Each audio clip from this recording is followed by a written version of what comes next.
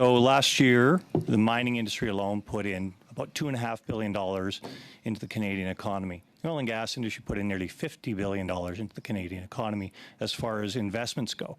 So we are talking about a sector that right now is 1/25th the size of the oil and gas industry in Canada as far as its economic investment into Canada.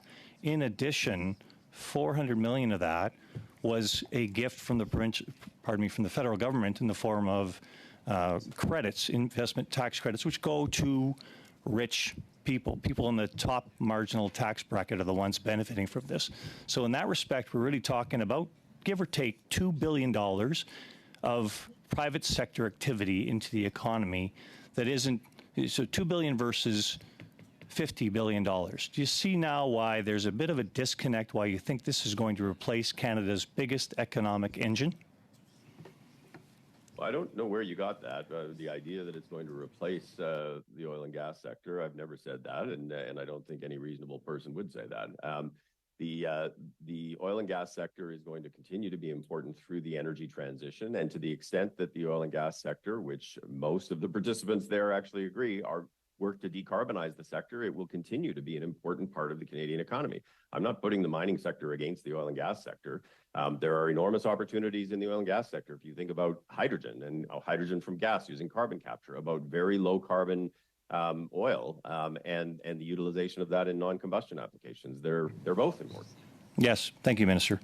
The issue I'm bringing up here is, of course, your insistence upon the critical minerals sector as if it is the only sector that requires sustenance going forward here. You're putting a lot of money into it. You're spending a lot of tax dollars on it. In the end, it is a minor contribution. As far as energy in this country goes, critical minerals do not produce energy. They store energy, and they're used for other high-tech operations. But we need energy in Canada to continue to sustain ourselves as a viable country going forward here, where jobs are going to come.